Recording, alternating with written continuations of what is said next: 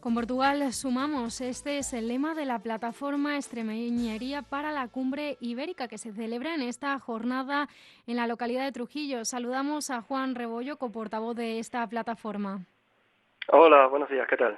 Muy buenas. Junto con ese lema que acabamos de anunciar con Portugal sumamos, ustedes se presentan con la idea de que el iberismo extremeño es un asunto prioritario, pero yo le quiero hacer dos preguntas. ¿Qué es el iberismo extremeño y qué importancia tiene? Bueno, pues sí, son dos preguntas que se pueden responder de modo específico o de modo general, porque el liberismo extremeño, bueno, pues tiene sus antecedentes en algunos intelectuales, incluso de principios del siglo XX, pero bueno, por no irnos tan lejos en el tiempo, el liberismo extremeño, sobre todo el social y el cultural, creemos que es aquella, digamos, inercia que tienen los extremeños hacia Portugal por cuestiones históricas, por cuestiones geográficas y también por cuestiones sociales, comerciales y demás, y que creemos que no está, creemos desde la plataforma de extremeñería que no está lo suficientemente incorporado al discurso social, cultural y político extremeño, y creemos que eso es un error porque no se puede entender Extremadura sin Portugal ni en Creo que hemos perdido a Juan el Rebollo. acelerador en cuanto a las relaciones con los vecinos portugueses se refiere, sobre todo en Ujú, las regiones fronterizas de Alentejo y de región centro. ujú. Entonces está claro que España necesita a Portugal, pero Portugal también a España.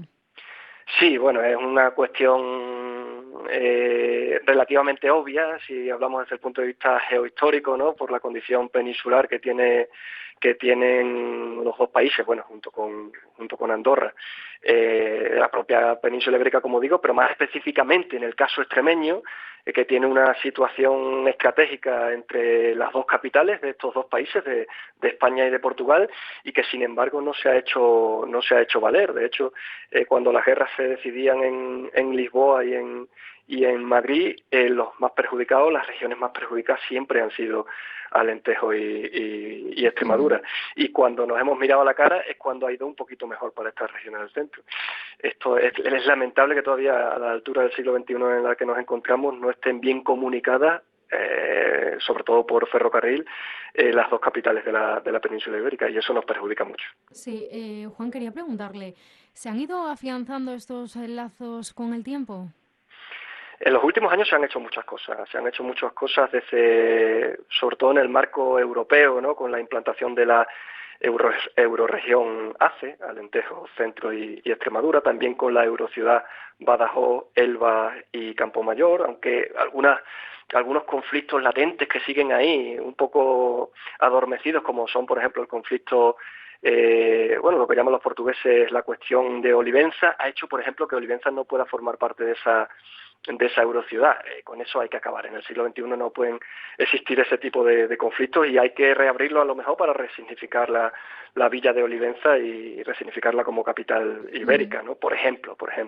Pero bueno, se han hecho más cosas. Por ejemplo, también podemos poner la muestra, la prueba del estudio del portugués, ¿no? 2 de cada 3 españoles que estudian portugués son extremeños, ahí se están haciendo las cosas bien, pero hay que ir un poquito más allá, hay que pensar que Extremadura puede ser bilingüe en castellano y portugués, porque eso es un valor diferencial para la ciudadanía extremeña, ¿no?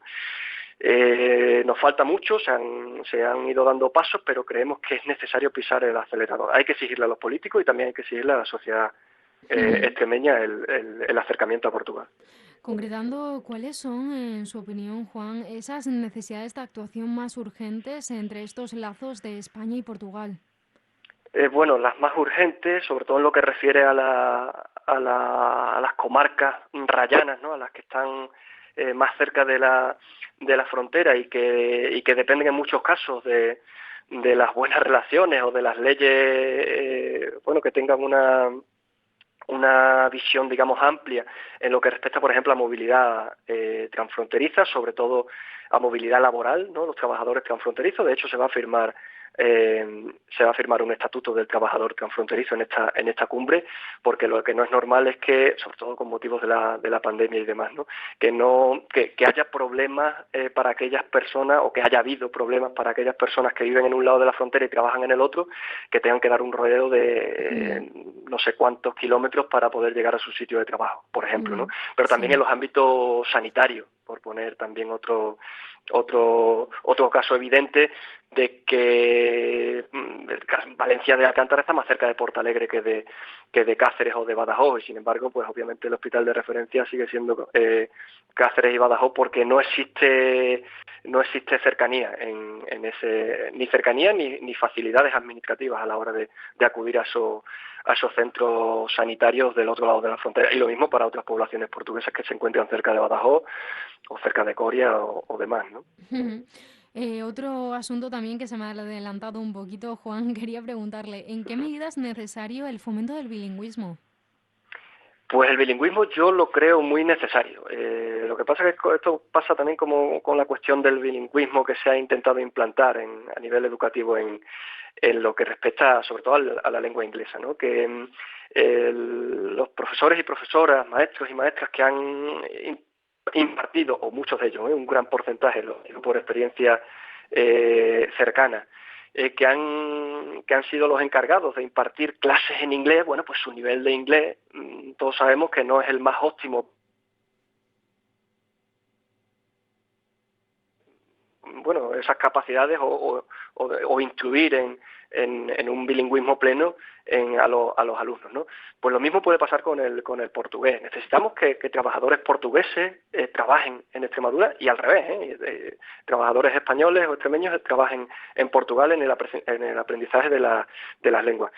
Mira, el caso del portugués es muy especial. El portugués es una lengua propia de Extremadura también. Hay en muchas zonas es donde tradicionalmente se ha hablado portugués, Herrera de Alcántara, Cedillo, tradicionalmente ahí por asentamientos poblacionales desde la Edad Media, un poquito más recientemente, en los siglos XVII y XVIII, después de la Guerra de Restauración Portuguesa, en las zonas de Valencia de Alcántara y la Codosera, y sobre todo el caso de Olivenza, que hasta 1801 perteneció a Portugal, y en el que todavía la gente mayor sigue conservando la lengua. Podemos considerar al portugués como una lengua propia de Extremadura.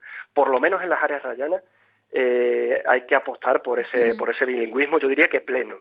Y en cuestiones como la eurociudad de Badajoz-Elba, la cartelería tiene que estar en las dos lenguas, ¿no?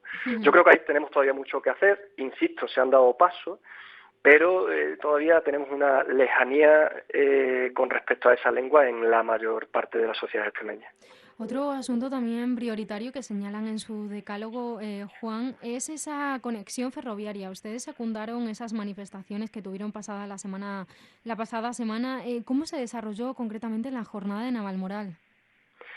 Bueno, pues los compañeros que estuvieron en Navalmoral tuvo un poco más de éxito en la de Navalmoral y la de Llerena que la de Almendralejo, que fue el día 19, y Navalmoral y Llerena fueron el día 23, y por tanto cayó en sábado. Eso también facilitó mucho las cosas. Desde la coordinadora regional por el tren que vertebre y el territorio, enfríe el planeta, se intentaron planificar esas movilizaciones fuera, digamos, de las 4 ciudades importantes o más importantes, más pobladas de Extremadura, ¿no? Porque siempre se hacen todas las cosas en Mérida, en Badajoz, en Cáceres y en Plasencia, y se intentó llevar a otras poblaciones, ¿no?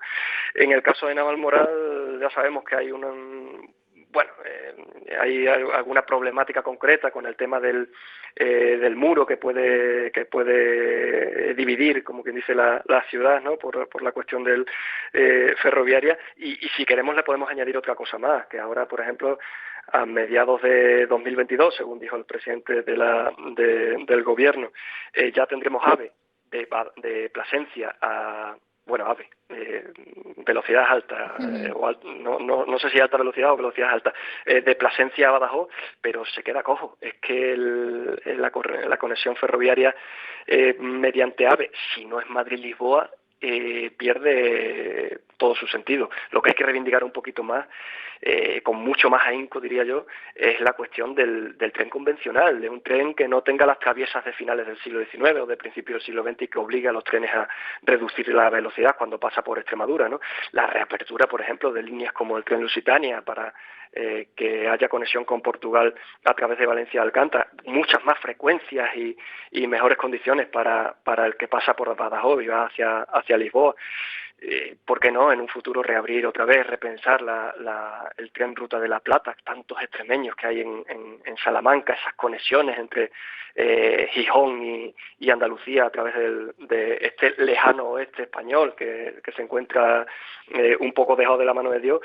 Yo creo que son reivindicaciones muy normales, diría yo, ¿no? Hay otras provincias españolas que por supuesto tienen este déficit ferroviario también, pero en el caso de Extremadura, insisto, por su posición estratégica entre Madrid y Lisboa, las condiciones en las que se encuentra son bastante lamentables. Ujú. Que luego vas a la lógica demográfica y te encuentras que, bueno, es verdad que somos el 2,3% o algo menos, del 2,3% de la población española, y eso no son votos, pero donde haya minorías hay que tenerlas en consideración, porque si no las minorías o bien desaparecen o bien se discriminan sistemáticamente, ¿no? Hay Ujú. que apostar por ello. Las conexiones ferroviarias son el futuro, como están demostrando muchos países europeos.